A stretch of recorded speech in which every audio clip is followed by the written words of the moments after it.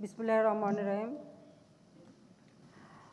সহকর্মীবৃন্দ, national defence কলেজের commandant ও অনুষদ সদস্যবৃন্দ, ন্যাশনাল ডিফেন্স কোর্স ও আর্ম ফোর্সেস ওয়ার কোর্সের গ্র্যাজুয়েটিং সদস্যবৃন্দ, উপস্থিত সুধী মণ্ডলী, আসসালামু আলাইকুম। ন্যাশনাল ডিফেন্স কোর্স 2020-এর এবং আর্ম ফোর্সেস ওয়ার কোর্স 2020-এর গ্র্যাজুয়েশন অনুষ্ঠানে উপস্থিত সবাইকে আমি আমার আন্তরিক শুভেচ্ছা জানাচ্ছি। গ্র্যাজুয়েটিং সদস্যবৃন্দকে জানাই আমার আন্তরিক অভিনন্দন। ডিসেম্বর মাস আমাদের বিজয়ের মাস।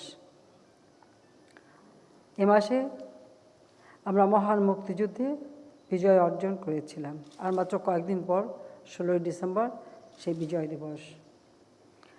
আমি পরম শ্রদ্ধাভরে স্মরণ করছি সর্বকালের সর্বশ্রেষ্ঠ বাঙালি জাতির বঙ্গবন্ধু শেখ মুজিবুর রহমানকে, যার নেতৃত্বে আমরা স্বাধীনতা অর্জন করেছি।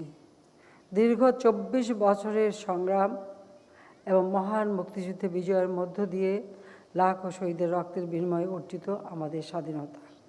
আমি শ্রদ্ধা জানাই জাতীয় চার নেতার প্রতি, 30 লক্ষ শহীদের প্রতি এবং 2 লক্ষ মা বোনের প্রতি, যাদের মহান আত্মত্যাগ আমাদের বিজয়কে ত্বরান্বিত করেছে। বীর মুক্তিযোদ্ধাদের জানাই আমার আন্তরিক অভিনন্দন। আমরা 2020 সাল জাতির পিতা বঙ্গবন্ধু শেখ মুজিবুর রহমানের জন্মশতবার্ষিকী উদযাপন করছি। যদি এটা আমাদের অনেক প্রোগ্রাম ছিল, কিন্তু কোভিড-19-এর মহামারীর কারণে আমরা সেভাবে করতে পারিনি, তবু আমরা যথাযথ মর্যাদায় অনলাইনে করে যাচ্ছি। আর 2021 সাল আমাদের সামনে, যখন আমরা উদযাপন করব আমাদের স্বাধীনতার সুবর্ণ জয়ন্তী। এই সুবর্ণ জয়ন্তী সামনে রেখেই আমাদের সকল প্রচেষ্টা ছিল বাংলাদেশকে উন্নতির পথে এগিয়ে নিয়ে যাওয়া, বিশ্ব দরবারে যেন বাঙালি জাতি মাথা উঁচু করে চলতে পারে, সেই লক্ষ্য নিয়েই আমাদের সরকার কাজ করে যাচ্ছিল। দীর্ঘ প্রচেষ্টার ফলে আজকে এটুকু বলতে পারি যে আমরা উন্নয়নের পথে অগ্রযাত্রা শুরু করেছি। যদিও কোভিড-19 কারণে কিছুটা আমাদের বাধাগ্রস্ত আমরা হয়েছি, তারপরেও আজকে বাংলাদেশ সারা বিশ্বের কাছে উন্নয়নের রোল মডেল হিসেবে তার আপন স্থান করে নিতে সক্ষম হয়েছে। বাংলাদেশ এখন একটা মর্যাদা নিয়ে বিশ্বে চলে। প্রিয় সশস্ত্র বাহিনীর সদস্যবৃন্দ, জাতির পিতা চেয়েছিলেন একদিকে যেমন বাংলাদেশকে ক্ষুধামুক্ত, দারিদ্র্যমুক্ত, উন্নত, সমৃদ্ধ বাংলাদেশ হিসেবে গড়ে তুলবেন, পাশাপাশি আমাদের স্বাধীনতা সার্বভৌমত্বের প্রতীক আমাদের সশস্ত্র বাহিনী। এই সশস্ত্র বাহিনীকে একটি শক্তিশালী সশস্ত্র বাহিনী, আধুনিক জ্ঞান সম্পন্ন একটি সশস্ত্র বাহিনী হিসেবে গড়ে তুলতে চেয়েছিলেন।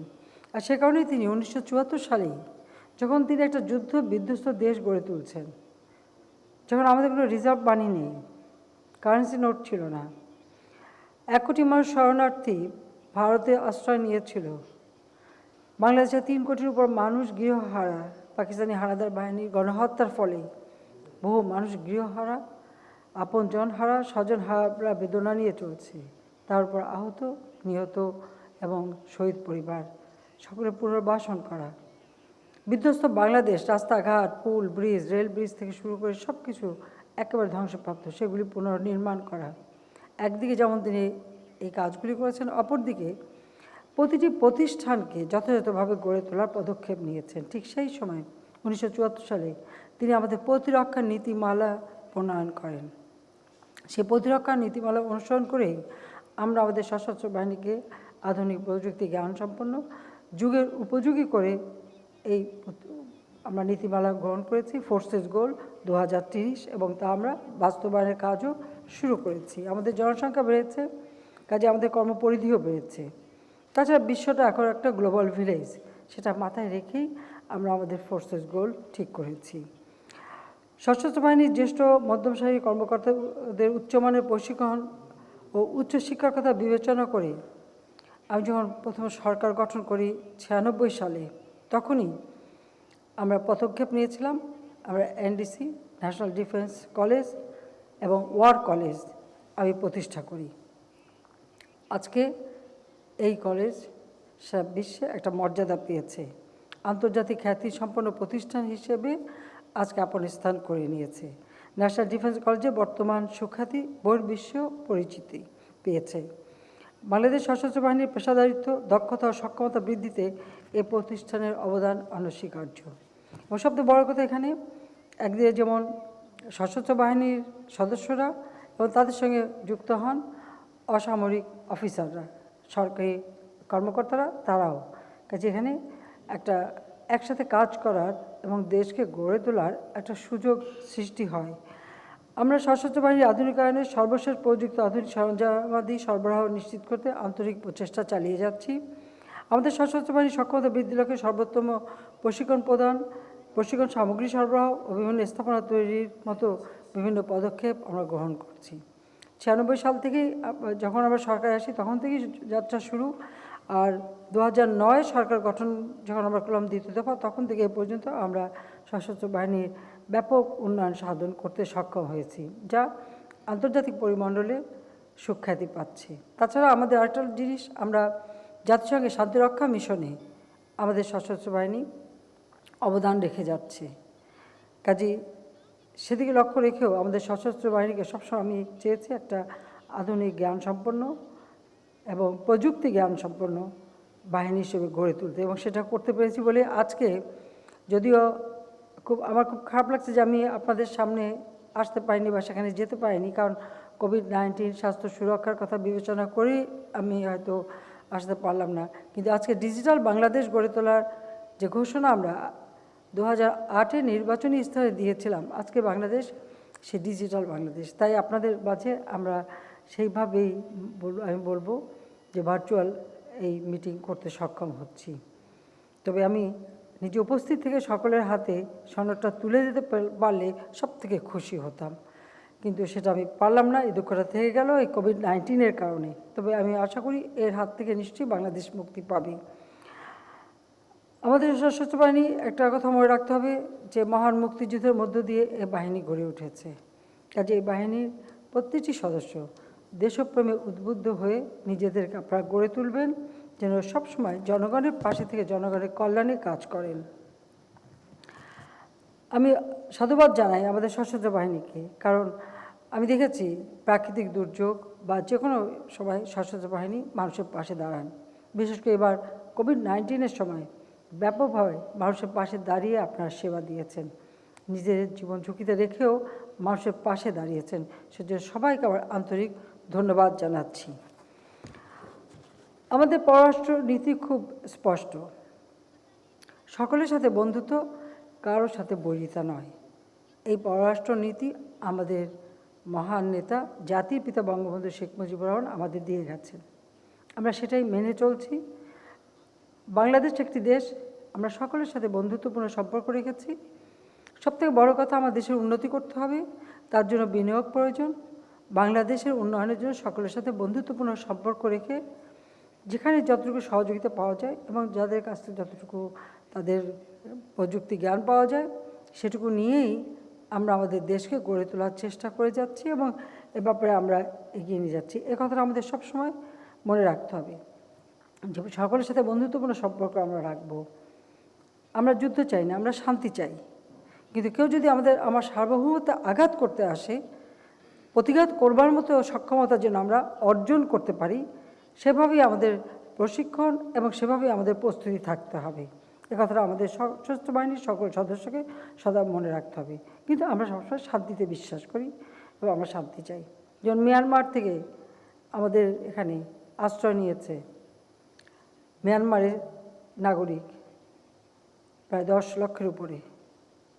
আমরা তাদের সাথে কখনো সংঘাতে যাইনি, কিন্তু আলোচনা করে এটা সমাধান করার চেষ্টা করছে এবং আন্তর্জাতিক পরিমণ্ডলেও সকলকে আমরা এই আহ্বান জানিয়েছি যে এই যে বিশাল একটা বোঝা আমাদের উপর, এটার জন্য খুব দ্রুত তারা সমাধান করেন। কাজে আমি সেটুকু বলবো যে সবসময় আমরা আমাদের নিজের দেশের নিরাপত্তা, আঞ্চলিক নিরাপত্তা এবং আন্তর্জাতিক পরিমণ্ডলে শান্তি প্রতিষ্ঠার জন্য বাংলাদেশ সশস্ত্র বাহিনী সদা প্রস্তুত থাকবে এবং আমরা সেভাবেই কাজ করে যাচ্ছি এবং আমরা সেটা করে যাচ্ছি বলেই আজকে সারা বিশ্বে আমরা কিন্তু মর্যাদা পেয়েছি। বাংলাদেশকে আমরা এগিয়ে নিয়ে যেতে চাই। লাখো শহীদের রক্তের বিনিময়ে অর্জিত এই স্বাধীনতা, এর সুফল প্রতিটি বাংলার মানুষের ঘরে ঘরে আমরা পৌঁছাতে চাই। আমরা জাতির পিতার জন্মশতবার্ষিকী উদযাপন করছি এবং স্বাধীনতার সুবর্ণ জয়ন্তী।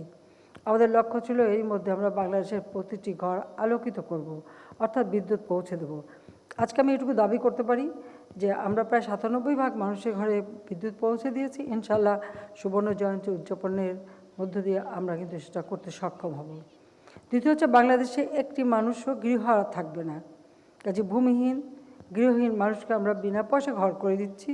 এবং আমার একটি প্রজেক্ট আশ্রয়ণ সশস্ত্র বাহিনী এটা শুরু করেছিল।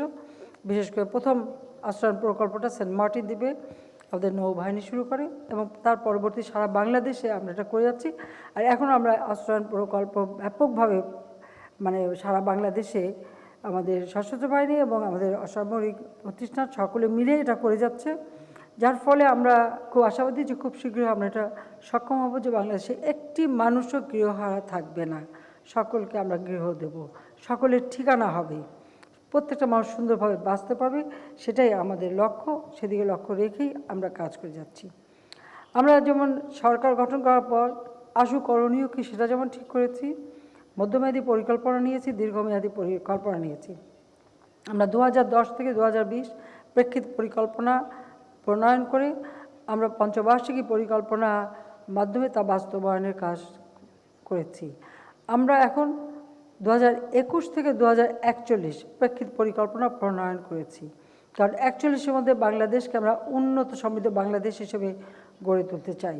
সেই লক্ষ্য নিয়ে এই প্রেক্ষিত পরিকল্পনা প্রণয়ন, এরই ভিত্তিতে পঞ্চবার্ষিকী পরিকল্পনা প্রণয়ন করে তা বাস্তবায়ন করে আমরা আমাদের অভীষ্ট লক্ষ্যে পৌঁছাতে সক্ষম হব, সেভাবে আমরা প্রস্তুতি নিয়েছি। এখানেই থেমে থাকিনি। বাংলাদেশ একটি বদ্বীপ, পদ্মা, মেঘনা, যমুনা বাহিত পলি দ্বারা গঠিত। কিন্তু এই বদ্বীপ অঞ্চলে মানুষের জানমালের নিরাপত্তা নিশ্চিত করা, এই বদ্বীপটাকে আরও সুন্দরভাবে গড়ে তোলা এবং জলবায়ু পরিবর্তনের অভিঘাত থেকে এই অঞ্চলের মানুষকে রক্ষা করা, সেই দিকে লক্ষ্য রেখেই আমরা আমাদের পরিকল্পনা নিয়েছি। আমরা ডেল্টা প্ল্যান 2100 অর্থাৎ 2100 সাল পর্যন্ত বাংলাদেশ কীভাবে উন্নত হবে তার পরিকল্পনাও আমি প্রণয়ন করে দিয়েছি। কারণ চিরদিন তো আর থাকবো না, কিন্তু পরবর্তীতে যারা আসবে তারা যেন অন্তত এই কাঠামোর উপর ভিত্তি করে সময়ের উপযোগী পরিকল্পনা নিয়ে বাংলাদেশের উন্নয়নের অগ্রযাত্রা অব্যাহত রাখতে পারে, তার জন্যই এই প্রেক্ষিত পরিকল্পনা এবং আমাদের ডেল্টা প্ল্যান 2100 আমরা প্রণয়ন করে বাস্তবায়ন করে যাচ্ছি। কারণ আমরা চাই আমাদের দেশের মানুষ সবসময় সুন্দরভাবে বেঁচে থাকবে। আমাদের অর্থনৈতিক উন্নয়ন, আমাদের নারী শিক্ষা, নারী ক্ষমতায়ন থেকে শুরু করে সর্বক্ষেত্রে দারিদ্র্য বিমোচন, যে খাদ্য নিরাপত্তা দেওয়া, স্বাস্থ্য সুরক্ষা দেওয়া এবং স্বাস্থ্যসেবা জনগণের দোরগোড়ায় পৌঁছে দেওয়া এবং শিক্ষার প্রসার ঘটানো। কারণ একটি জাতিকে উন্নত করতে হলে তার মৌলিক চাহিদাগুলি পূরণ করা দরকার। যার খাদ্য নিরাপত্তা যেমন দরকার, শিক্ষাও দরকার, স্বাস্থ্য সেবাও দরকার, আর সেই সাথে সাথে তার জীবন মান উন্নত করবার মতো পরিবেশ তৈরি করা দরকার। এবং সেদিকে লক্ষ্য রেখেই আমরা এগিয়ে যাচ্ছি, যার ফলে আজকে বাংলাদেশ এগিয়ে যাচ্ছে। আর ডিজিটাল বাংলাদেশ, আমরা স্যাটেলাইট বঙ্গবন্ধু 1 উৎক্ষেপণ করেছি। আমরা ব্রডব্যান্ড এবং সাবমেরিন কেবলের মাধ্যমে সংযোগ করে সারা বাংলাদেশেই আমরা নেটওয়ার্ক যাতে তৈরি তার ব্যবস্থা নিয়েছি। আজকে এটুকু করেছিলাম বলে এই কোভিড-19-এ বিভিন্নভাবে যে বাধাগুলি এসেছে, মানুষের স্বাভাবিক চলাফেরার পথ বন্ধ হয়েছে, স্বাভাবিক কাজকর্মের পথ বন্ধ হয়েছে, তারপর আমি বলবো যে অনলাইনে আজকে সব কাজগুলি চলছে, যার ফলে আমাদের উন্নয়নের গতিটাও আমরা অব্যাহত রাখতে সক্ষম হয়েছি। যদিও যে লক্ষ্য আমরা স্থির করেছিলাম সেটা আমরা করতে পারিনি। যেমন আমাদের লক্ষ্য ছিল যে আমাদের জিডিপি 8.2% অর্জন করব, কিন্তু যেখানে সারা বিশ্ব একেবারে স্থবির হয়ে গেছে, এটা শুধু বাংলাদেশ বলে নয়, তারপরেও আমরা 5.4% পর্যন্ত আমাদের প্রবৃদ্ধি অর্জন করতে সক্ষম হয়েছি। আমাদের খাদ্য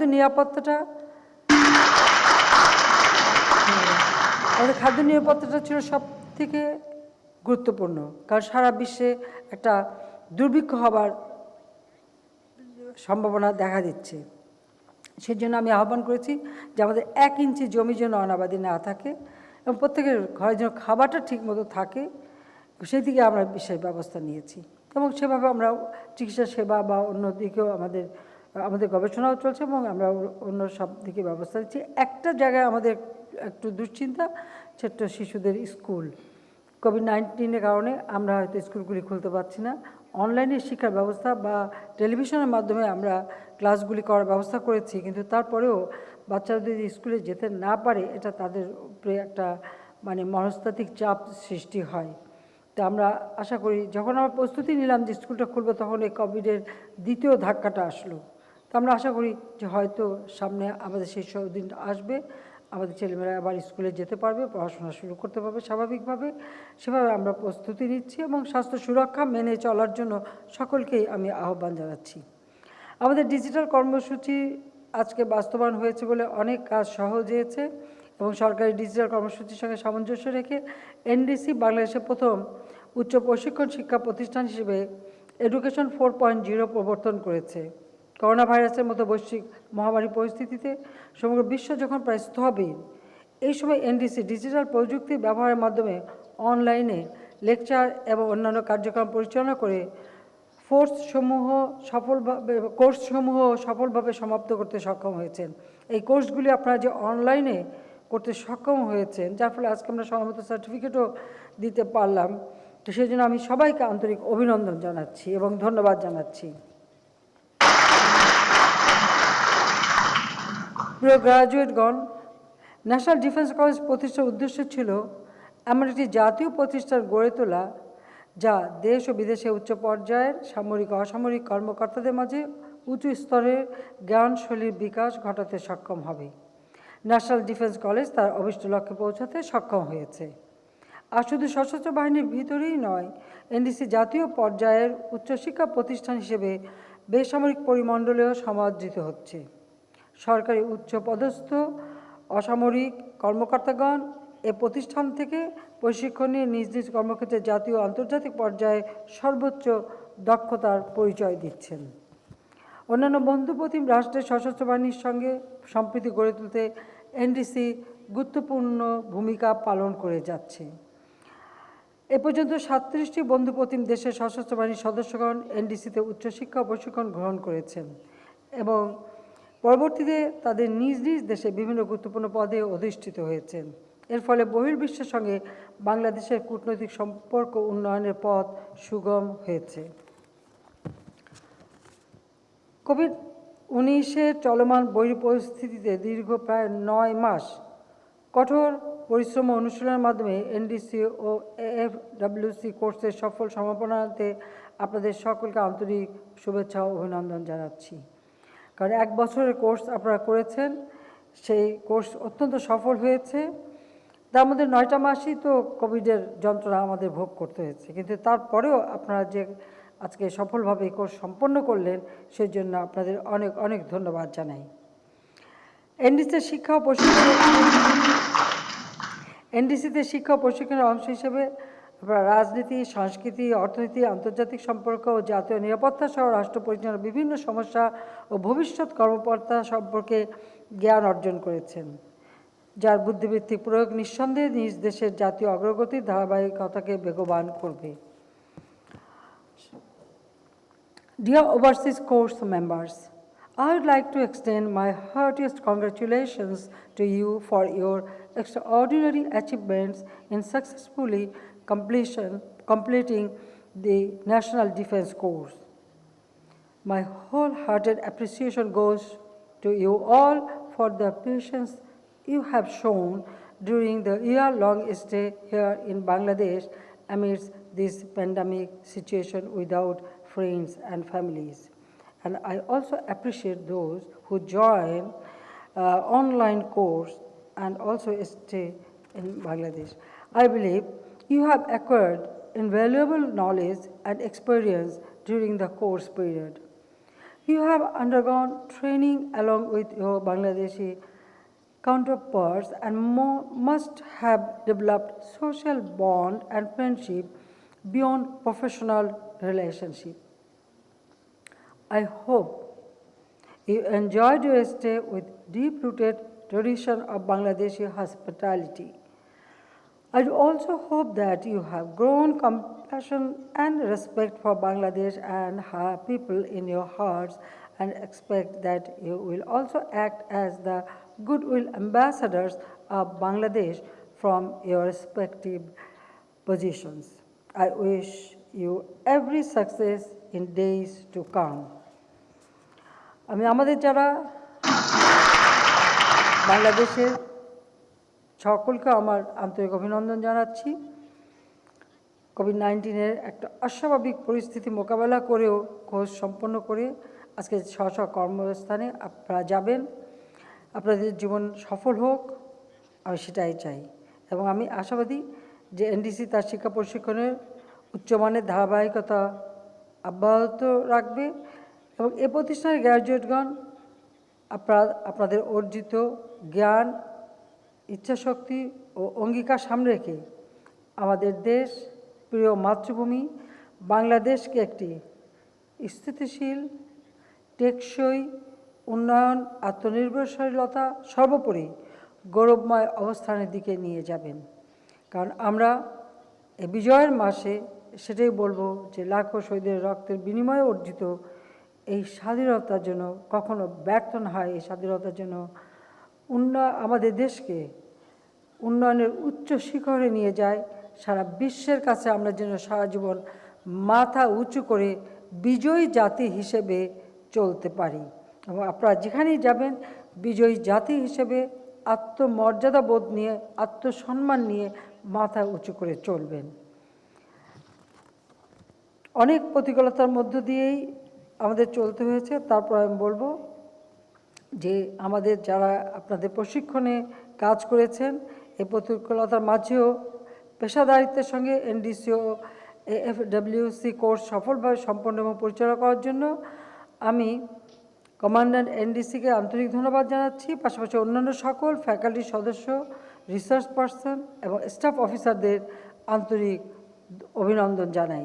কারণ এই একটা অস্বাভাবিক পরিস্থিতিতেও আপনারা এটা যে চলমান রেখেছেন এবং আজকে এই সফলতার সাথে কোর্স সম্পন্ন হলো, সেজন্য আবারও আমার আন্তরিক ধন্যবাদ এবং অভিনন্দন। আমি ন্যাশনাল ডিফেন্স কলেজের উত্তরোত্তর সমৃদ্ধি কামনা করছি এবং অনাগত দিনে আমাদের জাতীয় গর্ব এ প্রতিষ্ঠানের জন্য সকল ধরনের সহযোগিতার প্রতিশ্রুতি দিচ্ছি। কারণ আমি সবসময় এটা স্মরণ করি যেটা আমার নিজের হাতে গড়া প্রতিষ্ঠান এবং আপনারা অনেকে জানেন না যে এটা তৈরি আমরা করেছিলাম খুব সীমিত সম্পদ নিয়ে, খুবই অল্প টাকা দিয়ে শুরু করা। কারণ আমি বিশ্বাস করি যে একটা কাজ শুরু করলে সেটা যথাযথভাবে মর্যাদাশীল হবে, সম্পন্ন হবে। কাজে আমরা যখন শুরু করেছিলাম সেটা হচ্ছে মাত্র 1 কোটি টাকা, তার 50 লাখ টাকা দিয়েছিল সেনাবাহিনী, 25 লক্ষ দিয়েছিল নৌবাহিনী, 25 লক্ষ বিমান বাহিনী, আর সরকারের পক্ষ থেকে দিয়েছিলাম আমি 1 কোটি। এই 2 কোটি টাকা দিয়ে এনডিসির যাত্রা শুরু। এটা হয়তো আপনাদের কাছে ভাবতে অবাক লাগবে। মাত্র 16 জন ছাত্র নিয়ে এটা শুরু করা হয়েছিল। আর আজকে সেটা আন্তর্জাতিক পরিমণ্ডলে ন্যাশনাল ডিফেন্স কলেজ সবথেকে চমৎকার একটা প্রতিষ্ঠান হিসেবে দাঁড় করানো হয়েছে। সবাইকে আন্তরিক ধন্যবাদ। অর্থাৎ অল্প দিয়ে শুরু করেও যে করা যায় সেটাই আমরা প্রমাণ করেছি। তো আপনারা সবাই ভালো থাকেন, সুস্থ থাকেন, সেই কামনা করি। তো আবারও আমি বলছি যে আমার এটাই দুঃখ থেকে গেল যে প্রতি বছর আমি ওখানে উপস্থিত থাকি, এবারেই থাকতে পারলাম না এই কোভিড-19-এর কারণে। কাজে এই কোভিড-19 থেকে বাংলাদেশের মানুষকে সুরক্ষা দেওয়া এবং এতে উত্তরণ আমাদের ঘটাতে হবে। তার জন্য সকলকে আন্তরিকতার সাথে স্বাস্থ্য সুরক্ষা মেনে চলার আমি আহ্বান জানিয়ে আবারও আপনারা সুস্থ থাকেন, ভালো থাকেন, সেই দোয়া করে আমার বক্তব্য শেষ করছি। খোদা হাফেজ। জয় বাংলা, জয় বঙ্গবন্ধু। বাংলাদেশ চিরজীবী হোক।